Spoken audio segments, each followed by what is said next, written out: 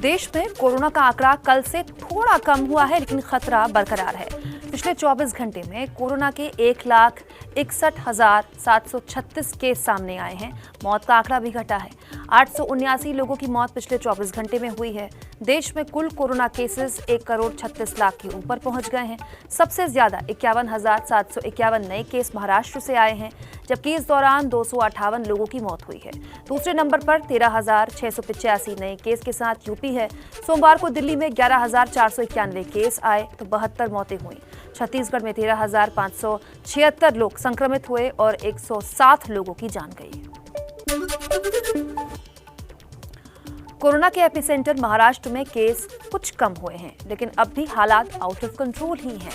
महाराष्ट्र में पिछले 24 घंटे में 51,751 नए केसेस और 258 लोगों की मौत हुई है। महाराष्ट्र में एक्टिव केसेस 5,64,746 हैं, जबकि अब तक इस बीमारी से 58,245 लोगों की मौत हो गई है। इन आंकड़ों ने न केवल महाराष्ट्र बल्कि पूरे देश को डरा दिया है। महाराष्ट्र सरकार के पास भी संक्रमण की चेन तोड़ने का एक ही विकल्प बचा है और वो है लॉकडाउन। महाराष्ट्र में कोरोना को लेकर नई गाइडलाइंस आज जारी हो सकती हैं। महाराष्ट्र में लॉकडाउन लगाने पर भी फैसला संभव है। देश की राजधानी दिल्ली में पिछले 24 घंटे में 11,491 नए केसेस सामने आए और 72 लोगों की मौत हो गई।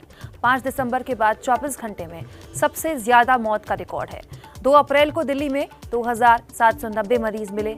इन 10 दिनों में दिल्ली में 296% का उछाल नए मरीजों में देखा गया। दिल्ली में 4 बड़े सरकारी अस्पतालों को Rajiv Gandhi super speciality hospital, Burari अस्पताल, अंबेडकर नगर अस्पताल और दीप बंधु अस्पताल को कोरोना अस्पताल बना दिया गया है।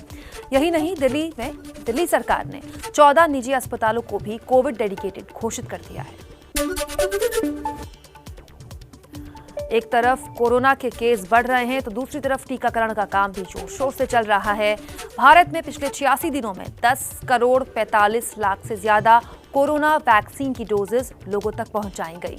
कोरोना को लेकर प्रधानमंत्री मोदी मुख्यमंत्रियों के बाद अब सभी राज्यों के राज्यपालों के साथ भी बैठक करेंगे। इस बैठक में उपराष्ट्रपति एम वेंकैया नायडू भी मौजूद रहेंगे। कोरोना से लड़ाई में ये याद रखना होगा कि जिम्मेदारी जनता की भी नहीं, सरकार की भी है। इसीलिए कोरोना नियमों का पालन कड़ाई से करें और खुद को सुरक्षित रखें। कोरोना वायरस के विकराल रूप के बीच एक राहत की खबर है। भारत में अब रूस की स्पुतनिक 5 वैक्सीन को मंजूरी मिल गई है, लेकिन इसको आप तक पहुंचाने में अभी सरकार को थोड़ा वक्त लग सकता है। वैक्सीन मामले के सब्जेक्ट एक्सपर्ट कमेटी SEC ने रूस की स्पुतनिक 5 को मंजूरी दे दी है। ड्रग कंट्रोलर जनरल इंडिया इस पर तय करेगा कि मंजूरी देनी है या नहीं देनी है। स्पुतनिक 5 वैक्सीन जून तक आपको मिल सकती है। इससे पहले भारत में कोवैक्सीन और कोविशील्ड को इमरजेंसी यूज की मंजूरी मिल चुकी है, जो कि इस वक्त देश में लगाई जा रही है। स्पुतनिक वैक्सीन में भारत में डॉक्टर रेड्डी के साथ मिलकर क्लिनिकल ट्रायल किया गया है। यूपी में कोरोना पर काबू करने के लिए सीएम योगी आदित्यनाथ ने लोगों से नियमों का पालन करने की अपील की। आज से नवरात्र शुरू हो रहे हैं और कल से रमजान। त्योहारों में भीड़ पर लगाम के लिए सीएम योगी आज शाम 5 बजे कोरोना को लेकर प्रदेश के धर्मगुरुओं के साथ चर्चा करेंगे और इस लड़ाई में उनका सहयोग मांगेंगे। यूपी में बीते 24 घंटे में 13,685 नए केस आए हैं, जबकि इसी अवधि में 72 मरीजों की जान चली गई। पिछले 24 घंटे में 1,93,379 लोगों की जांच हुई है, जिनमें से 89,000 जांच RT-PCR के जरिए की गई। दिल्ली में लोगों में कोरोना के खिलाफ हर्ड इम्यूनिटी को लेकर जांच का काम शुरू हो गया है। दिल्ली में सोमवार से छठे सीरोलॉजिकल सर्वे का काम जारी है। इस क्रम में 272 वार्ड में 28,000 सैंपल्स लिए गए। इसके लिए हर आयु वर्ग में 58 लोगों के रैंडम सैंपल भी लिए जाएंगे। हर आयु वर्ग के सैंपल को 3 आयु वर्ग में बांटा जाएगा। पहले में 5 साल से 18 साल वाले लोग, दूसरे में 18 साल से करीब 50 साल वाले लोग और तीसरे में 50 साल से अधिक आयु वाले लोग शामिल होंगे। इससे पहले जनवरी में 5वें सीरो सर्वे का काम शुरू किया गया था, जिसमें 56% लोगों में एंटीबॉडी पाई गई थी, यानी इन लोगों में कोरोना होकर चला गया और इन्हें पता भी नहीं चला। जान लीजिए कुछ और खबरें इसी तरह इत्मीनान से।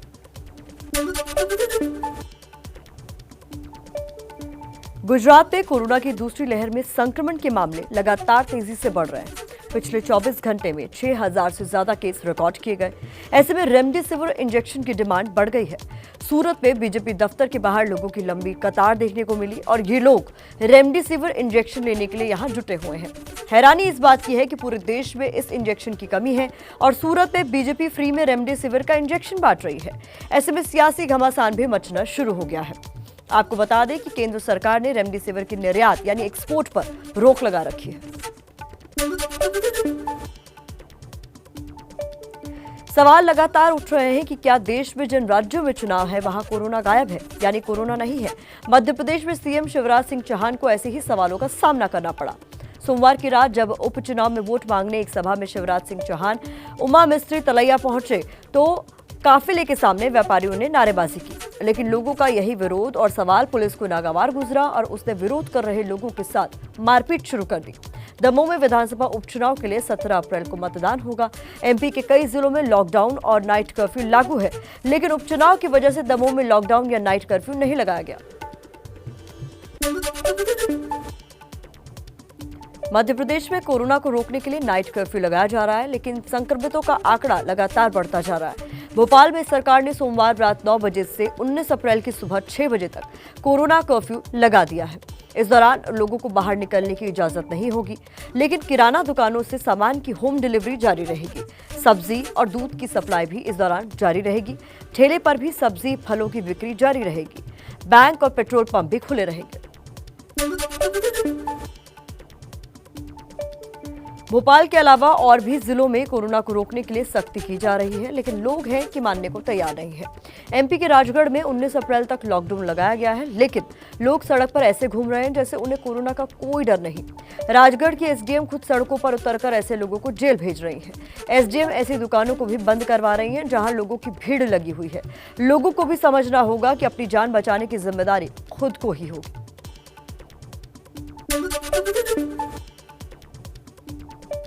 कोरोना के खिलाफ लड़ाई सिर्फ सरकार के भरोसे नहीं जीती जा सकती। जनता को भी इसमें अपनी भागीदारी करनी होगी, लेकिन लोग लापरवाही बरतने से बाज नहीं आ रहे। मथुरा के बांके बिहारी मंदिर में लोगों के चेहरे पर मास्क तो है, लेकिन वो भी आधा नीचे है। धार्मिक स्थल पर 5 से ज्यादा लोगों को प्रवेश नहीं मिलेगा, इस बात के आदेश थे, लेकिन यहाँ उसके खुलेआम धज्जियां उड़ रही हैं। बिहार के वैशाली के घोश्वर में विष्णु महायज्ञ के लिए कोरोना के नियमों को ताक पर रखकर मेले का आयोजन किया गया। मध्य प्रदेश के रतलाम की सब्जी मंडी की तस्वीरें भी देख लीजिए। ना तो यहाँ मास्क दिखा और ना ही यहाँ पर सोशल डिस्टेंसिंग दिखी, जबकि राज्य में 24 घंटे में करीब 6500 कोरोना के केस आए हैं। नेताओं पर जनता को जागरूक करने की भी जिम्मेदारी होती है, लेकिन नेता खुद ही नियम तोड़ रहे हैं। कोरोना को दावत देने वाली ये भीड़ तिरुपति में चंद्रबाबू नायडू की रैली में जुटी है।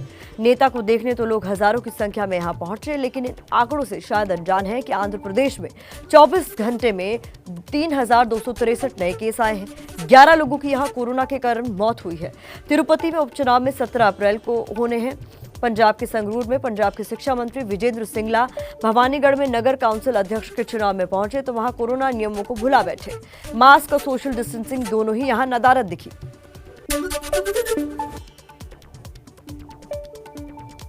गुजरात के सूरत में जेसीबी मशीन से कब्र खोदी जा रही है, क्योंकि कब्रिस्तान में इतने शव आ रहे हैं कि हाथों से कब्र खोदना अब संभव नहीं रह गया है।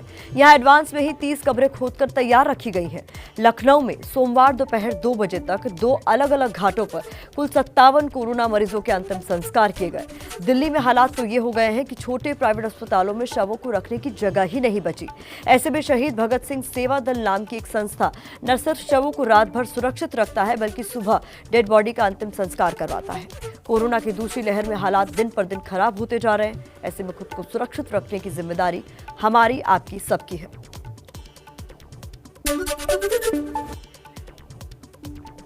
देश में बढ़ते कोरोना के हालात पर कांग्रेस अध्यक्ष सोनिया गांधी ने प्रधानमंत्री मोदी को एक चिट्ठी लिखी है। चिट्ठी में सोनिया गांधी ने वैक्सीन की वितरण प्रक्रिया को लेकर अपनी बात सामने रखी। सोनिया ने मांग की है कि वैक्सीन को उम्र के हिसाब से नहीं, बल्कि जरूरत के मुताबिक लोगों को दिया जाए। सोनिया गांधी ने कहा कि संक्रमण की स्थिति के आधार पर राज्यों को वैक्सीन दी जाए। लॉकडाउन के डर से मजदूरों के पलायन पर भी सोनिया गांधी ने चिंता जाहिर की और प्रधानमंत्री मोदी से मांग की कि घर लौट रहे लोगों को सुविधाएं दी जाएं और इलाज से जुड़ी चीजों को जीएसटी मुक्त कर दिया जाए।